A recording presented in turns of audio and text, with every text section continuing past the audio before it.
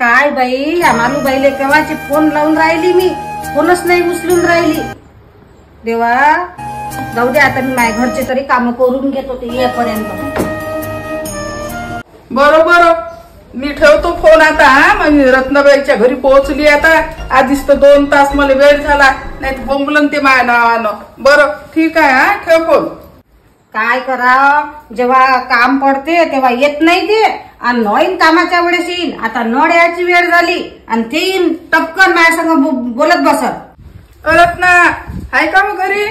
हाय बाई मालूबाई, किती वेळ लागला हो तू, कवाची फोन लावून राहिली होती तुले, कुठं अटकली होती व तू? माझ्या पोरीचा फोन आला होता, मी तिच्यासोबत बोलत बसली, कधी 2 तास निघून गेले तर माहीतच नाही पडलं. बापा बापा, काय झालं होतं? अहो काही नाही, ती रोज फोन करते ना, तर मग बोलत बसतो तिच्यासोबत. कसं हाय, काय हाय, कायची भाजी केली, काय विचारायचं आहे असं. काय माय बाई मालूबाई, कामाकाजाचा वेळ बिचाऱ्यावर तू निरा फोनवर बोलत बसत. आता माईकचे नळही आले, बस थोडीशी मी पाणीगिरी भरतो.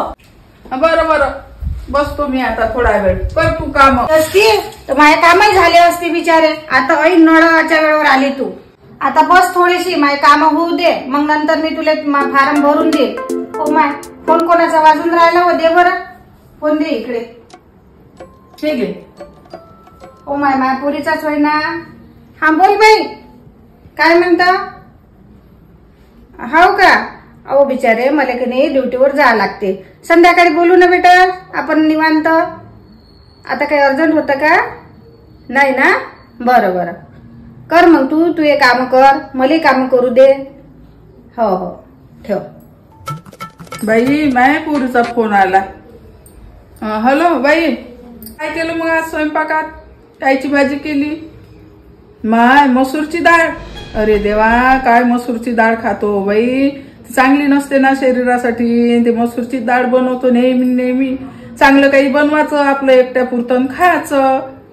तुला काही समजतच नाही बाई, त्याच्यासाठी काय करायचं चांगलं.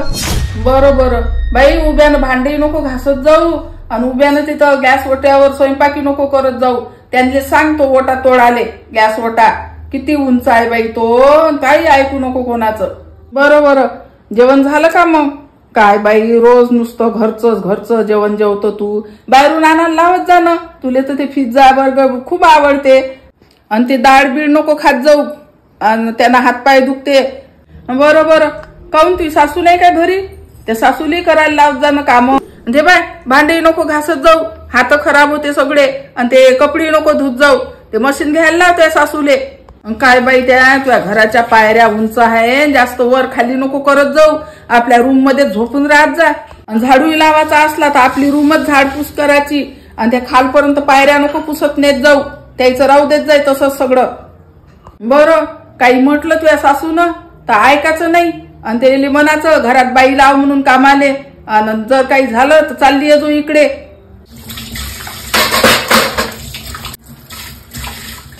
झाले बाई काम. चल बरं मालूबाई, आपण आता फॉर्म भरू. ये इकडे. आधार कार्ड आणलं का? ते फॉर्म भरून घेतो ना. अरे थांब, अजून माझ्या पोरीचा फोन आला. हॅलो बाई, आता काय झालं? आताच तो फोन केला होता तू. काय म्हणते तुझी सासू? अरे देवा, अजूनही भांडणं करत आहे. बरोबर, तू एक काम कर, आता त्यांची की नाही पोलिसात कंप्लेंट कर, मी येतो तिथं. बरं रत्नाबाई, माझ्या पोरीचा फोन आला, तिच्या घरी भांडणं झाले म्हणते. मी येतो, उद्या भरू फॉर्म. हा मालूबाई थांब थोडस, बस इथं. अहो नाही ना बाई, माझ्या पोरीच्या घरी भांडणं झाले म्हणते ना. 2 मिनिट तर बस बाई. मी सांगू का तुमच्या पोरीच्या इथं भांडणं कशापासून झाले?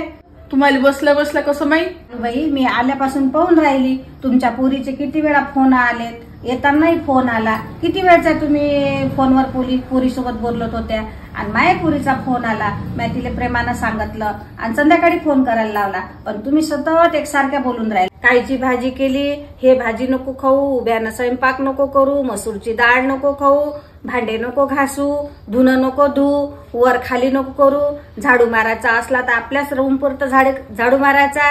हे बरोबर आहे का मालूबाई? तुम्ही सांगा बरं. मग माई पोरगी काय नोकरांनी आहे का त्याच्या घरची? सारे कामच करत बसन दिवसभर. हे बघा मालूबाई, मी माया घरचं सगळं कामं केले, तुम्ही तुमच्या घरचे कामं करून आल्या. मग काय तुम्ही नोकरानी झाल्या काय? मी काय नोकरानी झाली काय या घरची? अरे आपल्या घरचे काम आहे, आपल्याला तर करावंच लागते. आणि तुम्हालेच पोरीले जर कामं करू द्यायचे नसतील तर पोरीले चांगलं शिकवायला पाहिजे होतं, तिला चांगल्या पदावर नोकरीवर लावायला पाहिजे होतं. ते जमलं काय तुमच्या इकडून? ते नाही जमलं ना. आता दुसऱ्याच्या घरी आपण पोरगी पाठवली तर तिले सर्व कामधंदे आले पाहिजे ना. मग पोरीनं सर्व कामं करायचे काय? त्या पोरानं काहीच नाही करायचे. पोरानं फक्त आयतं खायचं. अहो नाही, पोरानं पण करायला पाहिजे. पण पोरग जर बाहेर नोकरी करत असेल तर मग हिनं घरातले कामं करायला नाही पाहिजे काय? माया ह्या गोष्टीला विरोध नाही आहे, पोरानं कामं करायलाच पाहिजे. संसाराचा गाडा एका चाकावर चालते का? नाही ना, दोन्ही चाक मजबूत पाहिजे ना. आता तू इथून सांगून राहिली किचन ओटा बदलायला लाव, हे रूम बदलाले लाव. आता त्यांच्या घरात काय चालू आहे हे तुम्हाला माहित आहे का? हे काही सांगू नका रत्नाबाई. मी पोरीले लय लाडात वागवलं आणि मला त्या घरात नोकरानी पाहिजे. माझी पोरगी काही फालतूची कामं करणार नाही. कोणाची भांडे घासणं आणि गॅस ओटा पुसणं, कपडे धुणं. अशानं तर तुम्हीच तुमच्या पोरीचा संसार उद्ध्वस्त करून राहिले. आणि प्रत्येकाची परिस्थिती त्याच्या त्याच्यानुसार असते. आणि मुलगी देताना तुम्ही पाहिलं नव्हतं का त्यांचं घरदार? आपण काय आज आहो उद्या नाही आहे. येणारी पिढी हे पण सक्षम पाहिजे ना. बाई मालूबाई, उद्याची परिस्थिती कशी येते, काय येते कोणाला माहित आहे. म्हणूनच आपण आपल्या मुला मुलीले चांगलं सक्षम बनवलं पाहिजे. त्यांना सगळे कामही सुद्धा आले पाहिजे. आणि मालूबाई, त्यांच्या संसाराची दोरी ना त्यांच्या हिशोबानं चालू दे. आपण त्याच्यात ढवळाढवळ नाही करायची. तुमच्या मुलीले ते लोकांनी काही मारझोड केली, काही शिवीगाळ केली किंवा आगाऊ बोलले नाही हो बाई, काहीच नाही केलं. मग तुम्ही कशा म्हणता की पोलिसात रिपोर्ट द्या म्हणून? नाही हो बाई, आलो तोंडात म्हणून म्हटलं मी. अशानं त्या लोकांचा तुमच्या घरावर विश्वास राहील काय? मी काय म्हणते मालूबाई, मुलीच्या जातीनं नक्कीच अन्यायाविरुद्ध लढा द्यायचा. कधी कधी झाशीची राणी पण बनावं लागते. पण त्यांनी त्रासच दिला नाही तर विनाकारण झाशीची राणी बनून उपयोग आहे काय? तुम्ही सांगा बरं. नाही हो बाई, बरोबर आहे तुमचं. म्हणून तुम्ही जेवढे फोन करता का नाही, 15 मिनिटानं फोन, 10 मिनिटानं फोन, हे बंद करा. इथून तिचे कान भरणं हे पहिले बंद करा. त्यांच्या घरातले भांडणं आपोआप मिटतात. अहो रत्नाबाई, पोरीशिवाय कोण आहे?